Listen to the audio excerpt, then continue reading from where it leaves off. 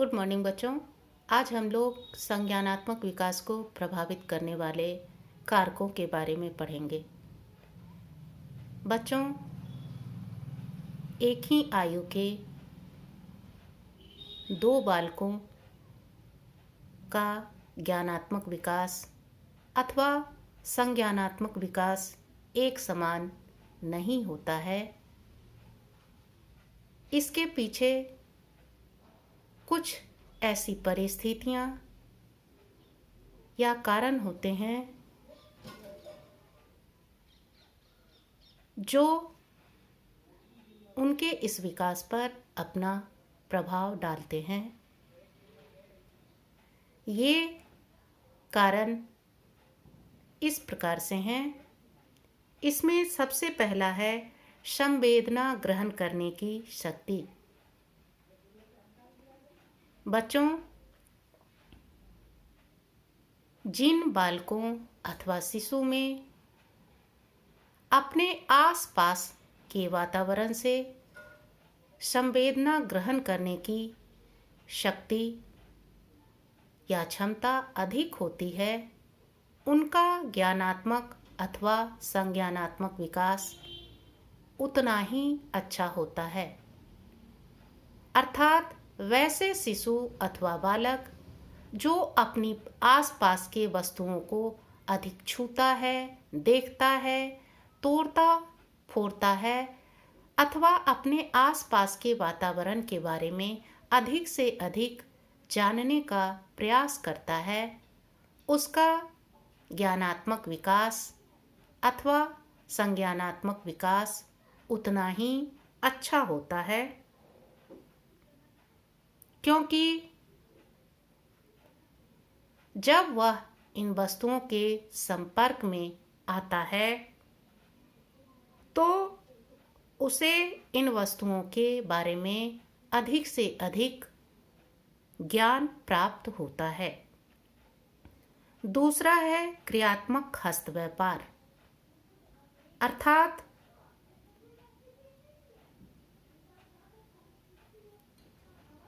वैसे शिशु जो शारीरिक रूप से अधिक क्रियाशील होते हैं, अर्थात जिनको वस्तुओं को छूने, तोड़ने फोड़ने का अवसर ज़्यादा मिलता है, जो बच्चे अधिक से अधिक क्रियाशीलता के साथ किसी वस्तु को छूते, पकड़ते अथवा उसके बारे में जानने का प्रयास करते हैं, उनका ज्ञानात्मक विकास भी उतना ही अच्छा होता है। दूसरी ओर वैसे बालक जिन्हें किसी कारण से ये अवसर प्राप्त नहीं होता, उनका ज्ञानात्मक विकास या तो अवरुद्ध हो जाता है अथवा सही दिशा में नहीं होता है। तीसरा है बौद्धिक क्षमता या बुद्धि। जो शिशु अथवा बालक अधिक बौद्धिक क्षमताओं से पूर्ण होगा या वैसे शिशु अथवा बालक जिनका बौद्धिक विकास सही तरीके से होता है, उनका ज्ञानात्मक विकास भी सही प्रकार से होता है। क्योंकि बौद्धिक क्षमता से परिपूर्ण होने के कारण वह अपने आसपास के वातावरण या वस्तुओं को अधिक से अधिक जानने का प्रयास करता है। तीसरा है जिज्ञासु प्रवृत्ति। जिन बालकों अथवा शिशु में जिज्ञासा की भावना होती है, अर्थात वैसे बालक अथवा शिशु जो किसी वस्तु के बारे में अधिक से अधिक जानने को उत्सुक होते हैं, उनका भी ज्ञानात्मक अथवा संज्ञानात्मक विकास सही होता है। और वे अपने आसपास के वस्तुओं या वातावरण को अच्छी तरह से समझ पाते हैं। ऐसे शिशु किसी भी वस्तु को लेकर अधिक से अधिक प्रश्न करते हैं, उसके बारे में अधिक से अधिक जानने का प्रयास करते हैं। ऐसा करने से उनके मन में उस वस्तु का अधिक से अधिक और अच्छा प्रत्यय बनता है, जो उसके सही एवं सकारात्मक ज्ञानात्मक विकास में या संज्ञानात्मक विकास में सहायक होता है। पांचवा है प्रत्यक्ष अथवा परोक्ष अनुभव।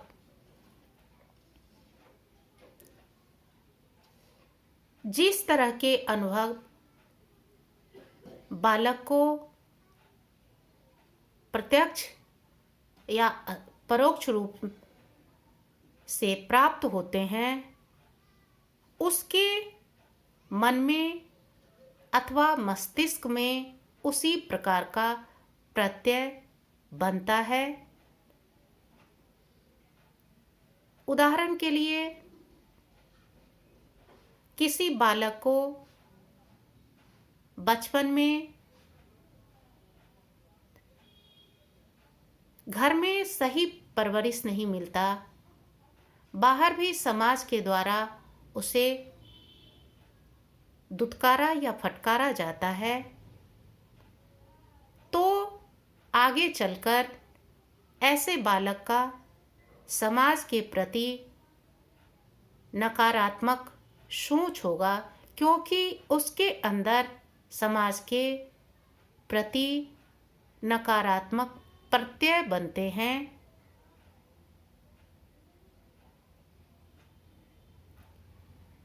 इतना ही नहीं,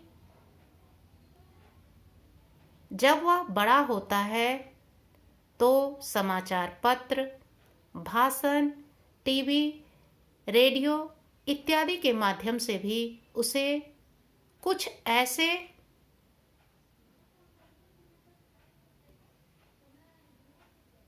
चीज सुनने को मिलते हैं जो उसके नकारात्मक प्रत्यय को बढ़ावा देते हैं, तो उसके मन में समाज तथा परिवार के प्रति नकारात्मक भाव ही आएगा और ऐसे बालकों का ज्ञानात्मक अथवा संज्ञानात्मक विकास भी सही प्रकार से नहीं हो पाता है। दूसरी ओर वैसे बालक होते हैं जिनका पारिवारिक जीवन खुशहाल होता है, समाज के द्वारा भी उसे प्रेम और स्नेह मिलता है, तो ऐसे बालकों का ज्ञानात्मक अथवा संज्ञानात्मक विकास अच्छा होता है। छठा है सीखने का अवसर। बच्चों, जिस शिशु अथवा बालक को सीखने का, जानने का जितना अधिक अवसर मिलता है, उसका ज्ञानात्मक विकास अथवा संज्ञानात्मक विकास उतना ही अच्छा होता है। कुछ बालक ऐसे होते हैं जिनको गरीबी अथवा अन्य परिस्थितियों के कारण बचपन से ही किसी वस्तु के बारे में जानने अथवा सीखने का या तो अवसर मिलता ही नहीं है अथवा बहुत कम मिलता है। वैसे बालकों का ज्ञानात्मक विकास सही प्रकार नहीं हो पाता है। इसके बाद है सामाजिक तथा आर्थिक स्तर। बच्चों, बच्चों का सामाजिक तथा आर्थिक स्तर भी प्रत्ययात्मक ज्ञान के विकास पर काफी प्रभाव डालता है। भोजन, वस्त्र तथा शिक्षा आदि के अंतर से भी बालकों का ज्ञानात्मक अथवा संज्ञानात्मक विकास प्रभावित होता है। अर्थात वैसे बालक जिनका बचपन गरीबी, अशिक्षा में बीतता है, उन्हें जानने एवं सीखने का अवसर बहुत ही कम मिलता है। इसलिए उनका ज्ञानात्मक विकास सही प्रकार से नहीं हो पाता है। दूसरी ओर वैसे बालक जिनका बचपन सुख सुविधाओं तथा संपन्नता में भी बीतता है, उन्हें किसी प्रकार की कमी नहीं होती, उनके शिक्षा की समुचित व्यवस्था होती है, इसलिए उनका ज्ञानात्मक या संज्ञानात्मक विकास सही से होता है। इसके बाद आता है विभिन्न एवं बदलती हुई रुचियां। बच्चों, ज्ञानात्मक अथवा संज्ञानात्मक विकास पर बालकों अथवा किशोर के रुचियों का भी प्रभाव पड़ता है।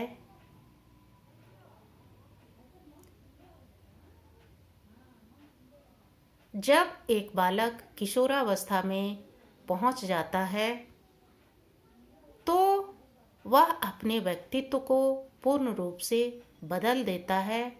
अर्थात इस अवस्था में उसका एक नवीन व्यक्तित्व निर्मित होता है। उनकी रुचियां बदल जाती है।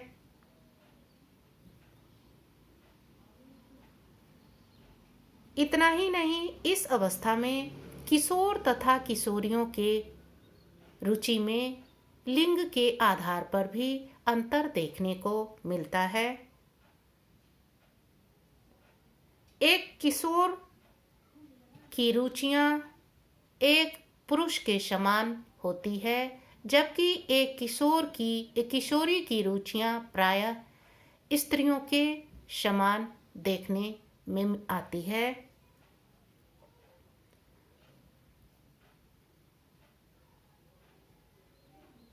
इस अवस्था में किशोरों के मनोरंजन संबंधी, सामाजिक संबंधी, शिक्षा संबंधी, व्यावसायिक संबंधी, धार्मिक संबंधी रुचियों में काफी भिन्नता आ जाती है। जैसे कुछ किशोर ज़्यादातर टीवी देखना या वीडियो गेम खेलना पसंद करते हैं, तो कुछ ऐसे किशोर होते हैं जो आउटडोर गेम यानी क्रिकेट, फुटबॉल, हॉकी इत्यादि खेलना पसंद करते हैं। कुछ किशोर घर के अंदर टीवी देखकर अपना मनोरंजन करते हैं, तो कुछ किशोर खेल कूद कर या सामाजिक गतिविधियों में हिस्सा लेकर अपना मनोरंजन करना पसंद करते हैं। अर्थात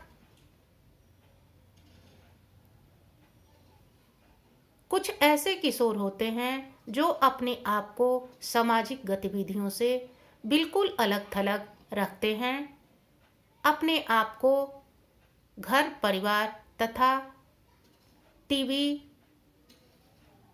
या पढ़ाई में समेट कर रखते हैं। तो कुछ किशोर ऐसे होते हैं जो बढ़ चढ़कर सामाजिक गतिविधियों में हिस्सा लेते हैं।